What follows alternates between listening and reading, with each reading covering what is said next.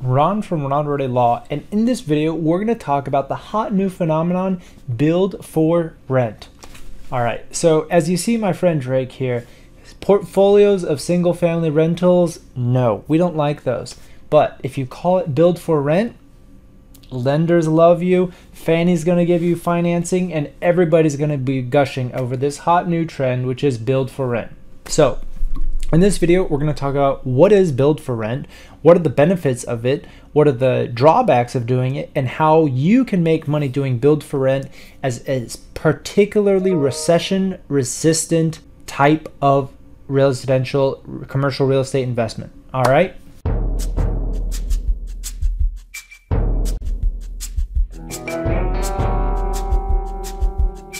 Let's get started.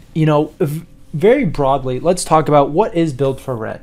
And I'm going to go a little bit of the background, because very broadly, build for rent is anytime you build new construction properties, typically identical or nearly identical homes that have consistency, and you're purposely building them for the purpose of renting them out. So you may have a single owner, you may have even amenities like a shared pool, but the idea is you create contiguous, adjacent, identical new construction properties that are single family detached or attached, but they're all built for the purpose of renting out a single family community, okay? And where did this start? It all started back in the Great Recession when 2008, everybody was buying up all these houses and everybody was looking for yield, and institutional investors started buying rental houses. It was a really controversial thing at the time, and I'll even say myself, I did not think it could be done. If you asked me 10, 15 years ago, are institutional players going to get into the single family rental market? And I would have said no way. The efficiencies to scale, to manage, because the market as we knew it, you would have 15 different water heaters, you have 400 different HOAs to deal with. You've got such a broad variety of problems that it really required a localized knowledge. You need to have handyman, you need to have plumbers, you need to have electricians. So many people that you trusted, that you had a good incentivized relationship. And so if you wanted to bring those functions in-house, that was going to create huge operating costs to have people on salary to be a full-time electrician, a full-time roofer, those sort of thing. Because the opposite approach to only having contractors is that if you're not boots on the ground local, I think it's really easy to get ripped off. You have a reported leak, and the roofer that you hire as a contractor shows up and says, yep, it's a bad leak, it's going to cost $5,000 to fix. If you're in New York, and these big hedge funds, how do you go about organizing local management? How do you make decisions about what is the right cost for a leak in the roof? And the individual construction styles all lead to problems, because again, you might be buying some 1980s vintage product, you might be buying 1990 product, and then you might have some 2010 product, all consistent in the same neighborhood, the same portfolio. And how do you create protocols? How do you create standards for evaluating those properties when they're so different? Now, I want to contrast that to, say, like a multifamily apartment. It's all constructed at the same time, so it's identical age of the components.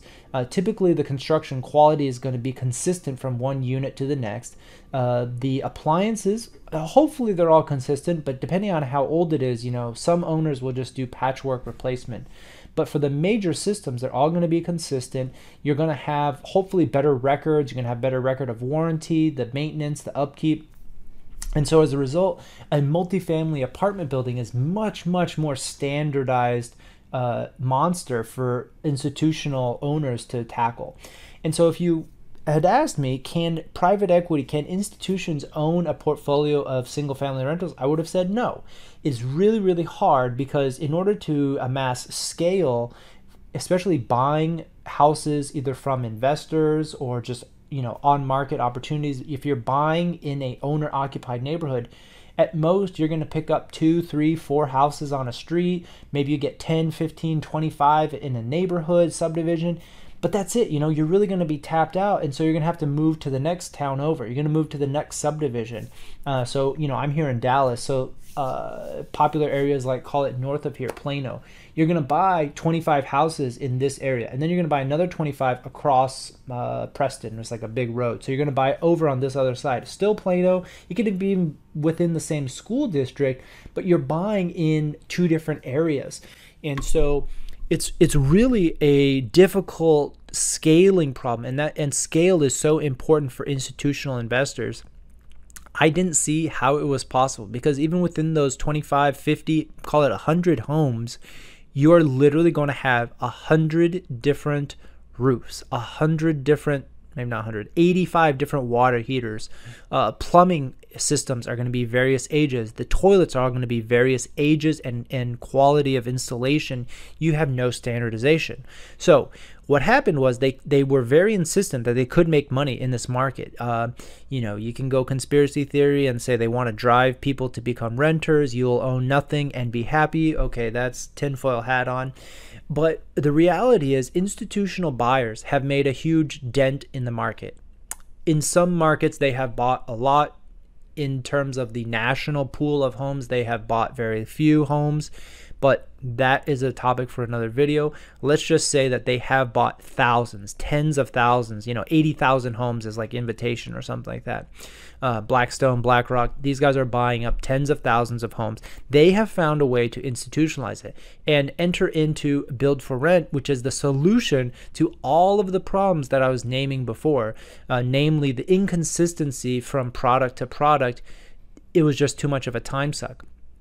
So they came up with this idea to purchase land, replat it and entitlement, and then build for rent exactly the single family product that has a lot of demand. You got great families that wanted to rent in great school districts, building identical properties using a construction quality and identical procedures and appliances.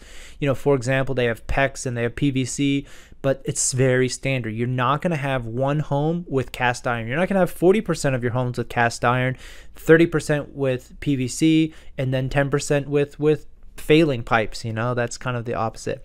Kind of a sidebar, like I was reading how cast iron pipes, they can have so much corrosion and the iron can actually completely corrode away, but you don't have a leak because there's been a seal of surface inside the pipe that is pretty strong, but it's formed inside the existing cast iron pipe. So even though all of the metal on the outside is gone, there's still this pipe layer that can transmit water and sewer just on the residual. So I thought it's kind of interesting. It's very fragile. It doesn't move well. But the idea is that actually all the metal is gone. It's completely corroded away, but there's still this internal like crust. It creates its own cavity. Anyway, that's a very long introduction to what is build for rent. And fast forward to now, it is a very standard product. And if you say, oh, I do build for rent, you're going to get loved by everybody. And it is probably the strongest hedge into this recession. Sitting in 2022, interest rates are shooting up like crazy. Inflation is through the roof.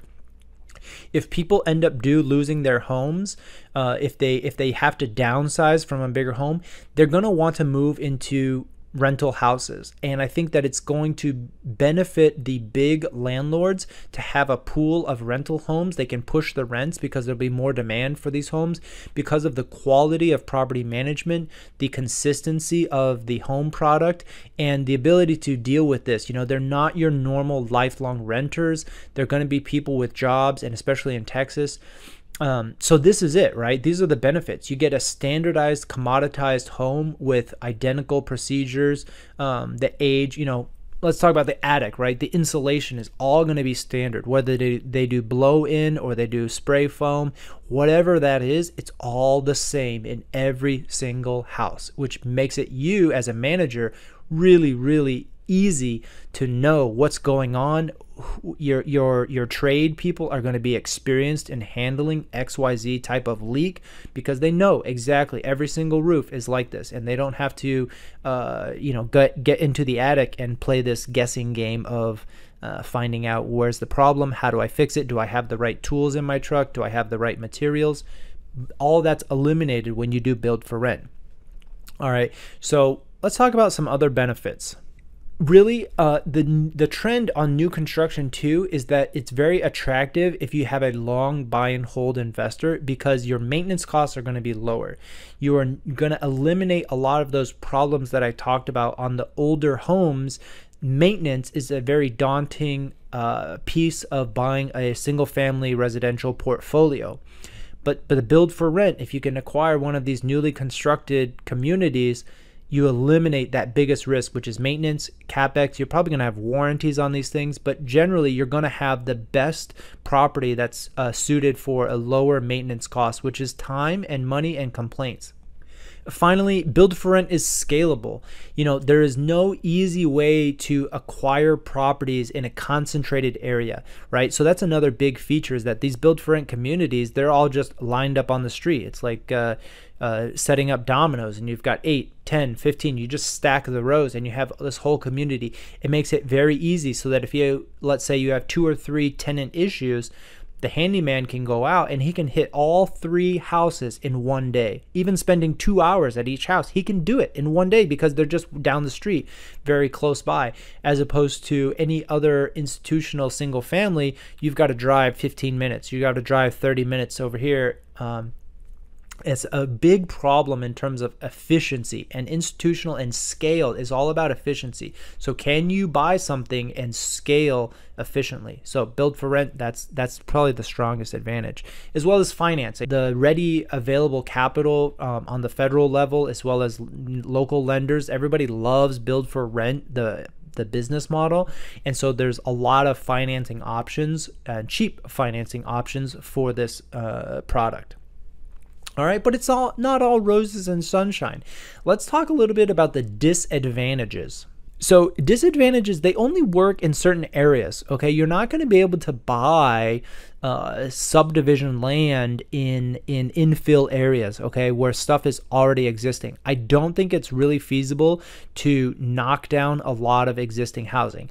I say that, and this did happen in my neighborhood. I live over in East Dallas, and there was a part of our neighborhood that was adjacent to a park. It had a lot of single family, older ranch style houses, not that nice. I would say that most individual lots were probably teardowns. They were tear down condition, you know, small, like 900 square foot houses.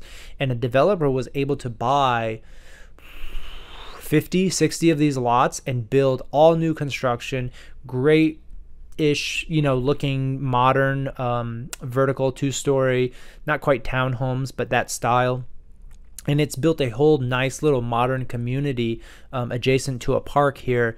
And that would have been a candidate. This particular example, he sold them off as owner occupied to get, you know, what he thought was probably the highest price per dollar, highest return, was selling them individually to owners, and he did quite well. But that is pretty rare. I don't think it's that common now, because to assemble that many parcels, you know, we're talking 50 individual sellers. Maybe you'll get lucky and you only have to deal with 30. You know, maybe an investor owns several of them, has accumulated them over the years. But in general, it's pretty rare. It's hard to assemble infill parcels. So you need to go to the outskirts. You need to go to more subdivisions. You need to go to car-friendly areas, farmland, you know, any expanding cities. So Texas is a good candidate, Carolinas, Florida. You're able to acquire vacant land where it's cheap enough and feasible to even if you want to pay top dollar, you just can't assemble consent from that many landowners. So it works in limited areas, right? I don't know infill, and it's not necessarily a 4-acre type of deal where you can build something. So location, and it's limited. That's one of the downsides. Demand, you know, we don't really know what demand for residential rentals is going to look like for the single family, but I do think that with COVID and with you know, kind of these higher interest rates, the cost of housing has really exceeded a lot of home buyers' purchasing power, and people want privacy. They want a little bit of isolation, and I think they're willing to pay a premium, but we don't know if that's going to stick around, right? The answer for more housing is really to increase density, and if local cities and planning can get behind increased density with ADUs, we have the grandma units, you know, the casitas, that kind of style, or adding a duplex. if cities start unlocking this potential of additional density with separate titled units, if they, especially, you know, if they have alley access to a unit and they cut back on minimum lot sizes, we may see a drastic reduction in the demand for single family detached homes, right? Because it's much cheaper, it's more efficient, it's closer to the city centers. And I think a lot of young people and young families would be willing to have a smaller yard if they can have a smaller house, but it's closer to their job, it's closer to the restaurants, the shopping, the entertainment, that sort of thing, groceries. I don't think it's likely, but you do need to be prepared that that is a shift that could take the wind out of build for rent and the demand for single family rentals. So if you're building in those price increases, those rental increases, just be aware that the city and increased demand for a different type of construction could take away demand from build for rent. Finally, exit options. You know, one of my great pieces of advice for every single investor is when you buy, what is your exit? Who is your buyer? What are you going to do afterwards? And when you're planning a build for rent community, yes, the options are there. Yes, you can hold it. The buyers are very eager right now, but if you're in a distressed situation, your pool of buyers is kind of limited because your ticket price is pretty big, right? So we're talking like in the tens of millions that you need to exit. Not as many buyers for that. And it takes a certain type of setup on infrastructure to be able to manage it. So again, it's not something like a commercial office building that every type of institutional buyer will have a property manager. They're open to owning that asset class at the right price, the right location, tenant mix, whatever. But there's a lot of buyers that will buy the generic commercial real estate asset class, the traditional commercial real estate asset classes. But build for rent, while it's hot right now and it seems like there's a lot of buyers, it's relatively new, it's novel. So if you build something and in a few years you want to exit, there may not be as many buyers. You may have to convince somebody that they should gear up and invest in the infrastructure to manage this and to buy it from you. You know, all these comments on buyers and exit, those are true on the buying side as well as on the financing, right? So buying and financing are kind of same coin. If it's hard to find buyers, it may also be hard to find financing. So that's true whether you need to refinance your existing debt or if you just want to provide financing for the acquisition as well. And so if you have fewer financing options, they tend to raise their price for financing because of perceived risk. And then it's just hard, it's more costly. It's going to hit your cap rate. It's going to hit your sale price. So those are all risks that are very real and can have drastic impacts to your bottom line. And that's it. You know, I think that in another video, I'm going to walk through the process of what does it actually take buying raw land versus assembling a portfolio that's like attached housing. That's a lot easier, smaller. I have clients that are doing these townhomes, attached townhomes, call it like 10 or 12 townhomes in a row. And they're just built for rent, but they are single title and they are kind of like apartments, but not. But they're built for rent. And so it's kind of like a mini apartment complex, but it's a separate title if you need to parse it off, because that's always an alternate exit, right? You have single title, you can start selling them off piecemeal to owner occupied buyers. But that's it for this video. I'm gonna do more about build for rent. I think that it's really a great product for recession hedging. If you like residential, if you buy into the thesis that even with foreclosures, if people are downsizing from apartments, they're gonna move into houses. I think, again, residential housing, everybody needs a roof, everybody needs a place to live. That is a true maxim, and even if we're in any type of scenario, that's going to be true. So smash that like button. Let me know in the comments what you guys think about build for rent, build to rent, whatever, and we'll see you next time.